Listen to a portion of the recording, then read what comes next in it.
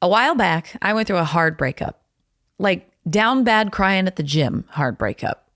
It took me a few months to stitch my broken heart back together, and I wasn't even sure why I was doing it, seeing as how I would obviously never love again. But after months of encouragement and some light bullying from my friends, eventually I went on another date. Mere hours after I reactivated my Tinder profile, I matched with a cute French guy named Louis. He asked me for my number very quickly. Then he proposed that I come to his apartment complex to play tennis and soak in his hot tub. That seemed like a great opportunity to get kidnapped on a first date.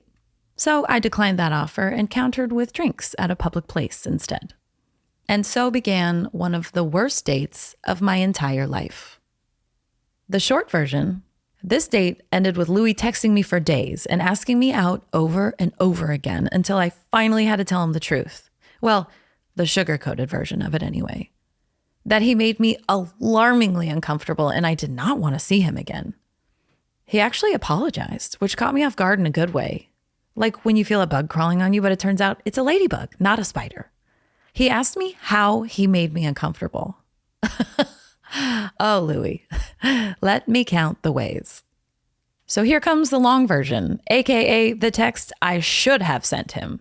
Hi, I'm Kelly Shanley, and this is For Love or Peanut Butter, a true life dating podcast in which a seemingly eligible yet perpetually single woman, that's me, finally delves into the why and the how she has remained single into her mid-30s. And she changes her life forever.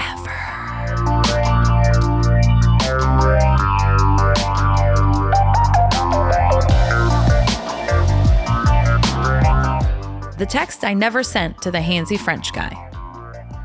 Hot tip, a woman flinching at your touch is not a green light.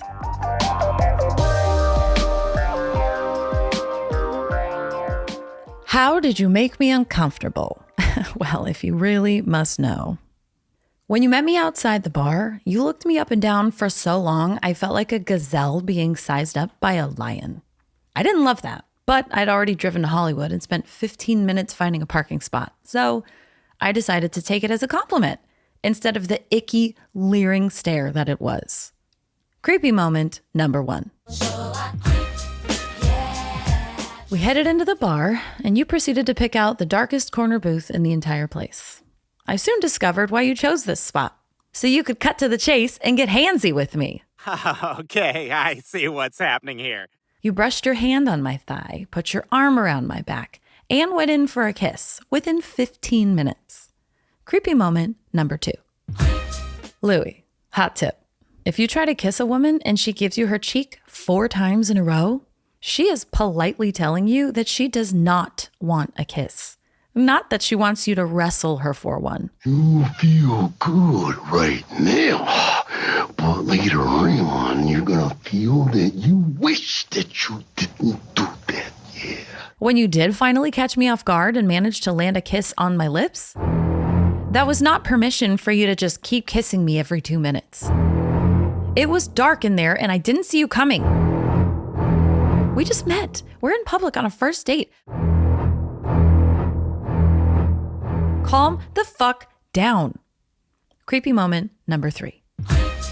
As we talked, you wouldn't stop touching me. You hugged me and dragged your hand across my lap. Sorry, my crotch.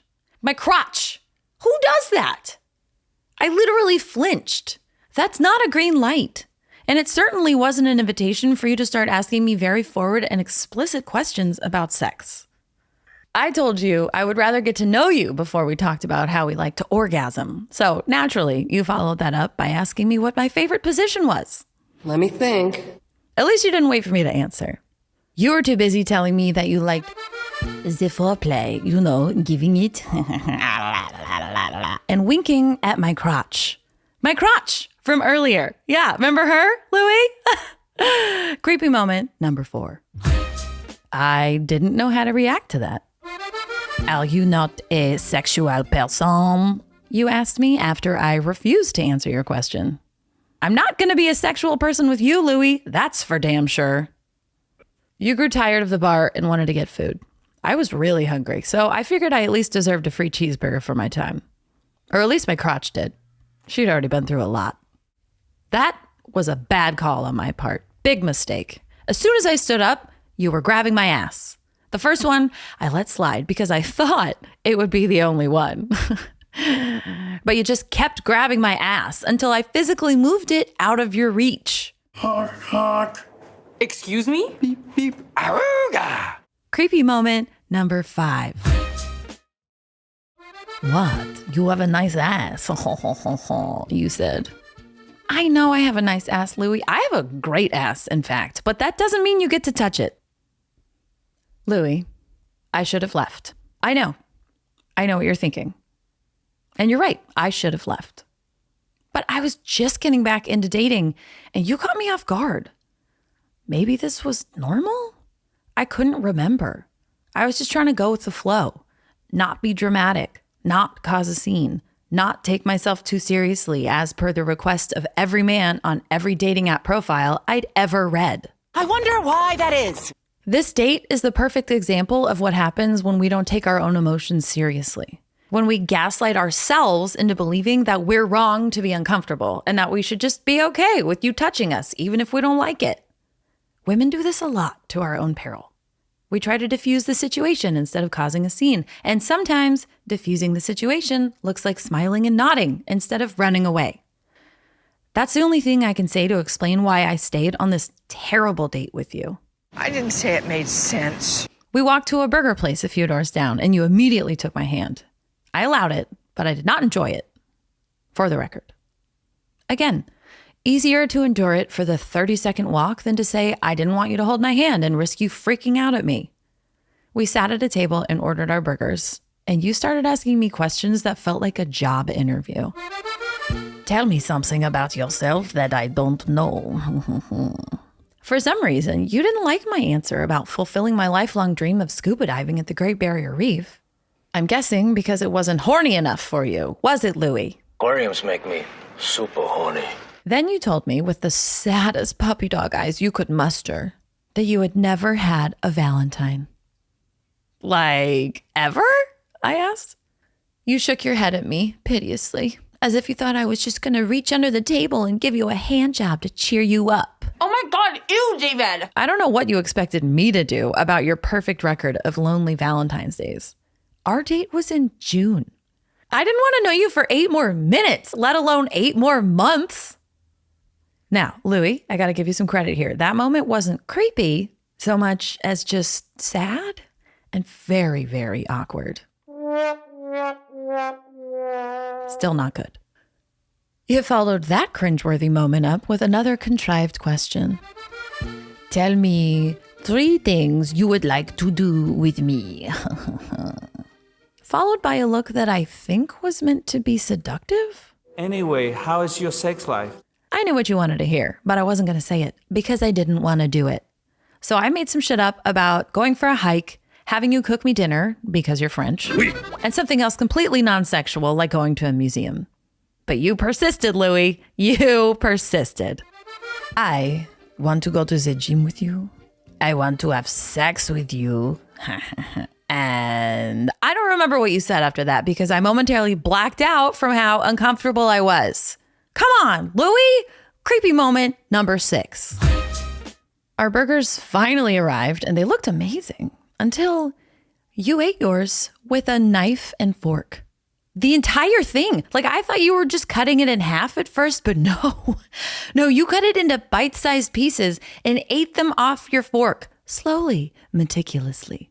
And you just continued asking me more interview questions as if I hadn't just discovered I was on a date with a serial killer. Creepy moment number 7. Next came one of the defining moments of our brief time together. I don't know if you remember this, Louie, but when we left the restaurant and stepped onto the sidewalk, you stared directly at my breasts for a solid 10 seconds, reached your hand out towards my breasts, stuck your finger down my cleavage and said, "Are you wearing pink and black? That is my favorite combination." Oh, creepy moment number 8. Louie, were you high? In what world was that appropriate first date behavior? Like, did you think that would make me take off my bra and just shake my titties for you right there on the sidewalk? Apparently so, because this was your follow-up question. Your breast looks so soft. Are they soft to rub your face into? Like, really, dude? Louis, did you just ask me for a sidewalk motorboat? Creepy moment number 9. I don't know, Louis. I've never rubbed my face into my own breasts before. I laughed uncomfortably and pushed your hand away, covering my chest and trying once again to diffuse the situation. I was so stunned by your creepiness that I didn't even have time to react and slap you in the face like I should have. So you kept going. Can I do it? You leaned forward and headed towards my breasts. I jumped away from you. No, you can't. Are you fucking kidding me?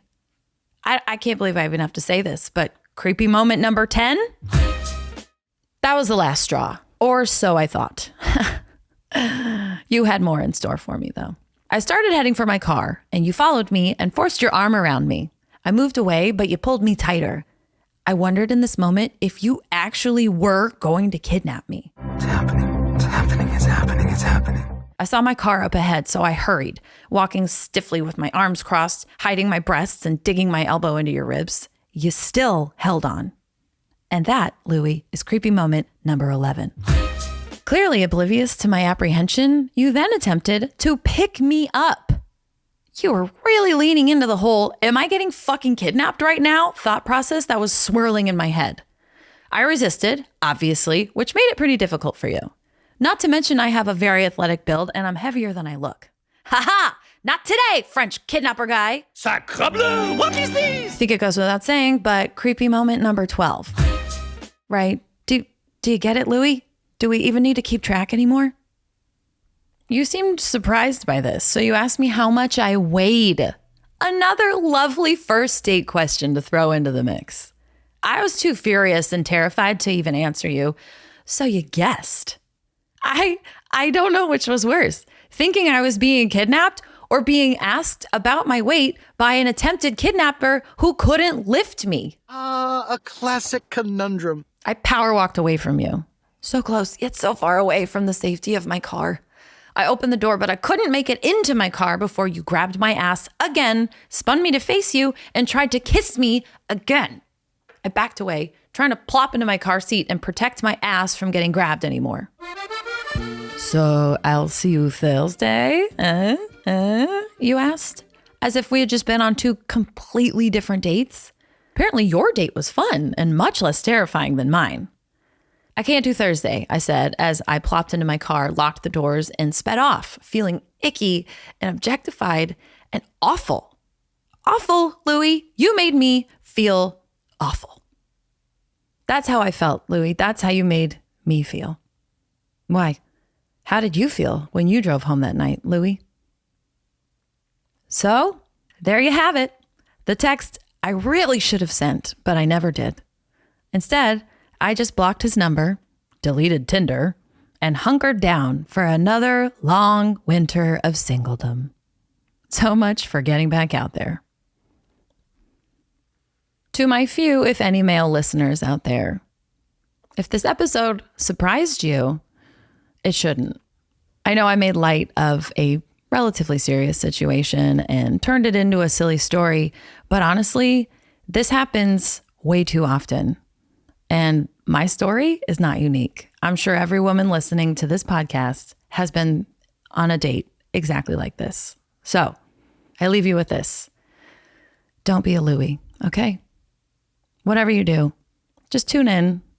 Try to pay a little bit of attention to how your date is feeling. And never, ever, ever be a Louie. I'm Kelly Shanley, and this is For Love or Peanut Butter.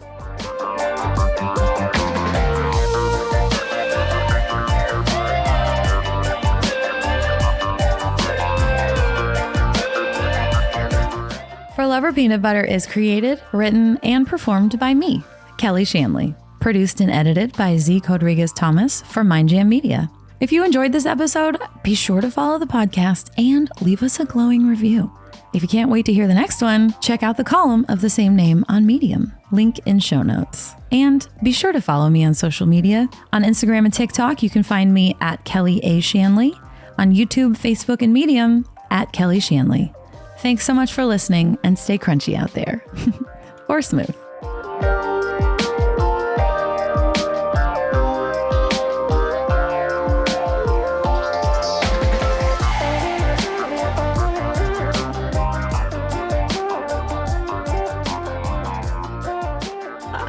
Now he's the count. 1, two. Bourgeois packages. And winking at my crotch. My crotch! Remember that, Louie? Your old friend, my crotch. You remember her from earlier? So, I thought my crotch at least deserved a cheeseburger after all she'd been through. Listen, Louie. Hey, Louie. You fucking creep.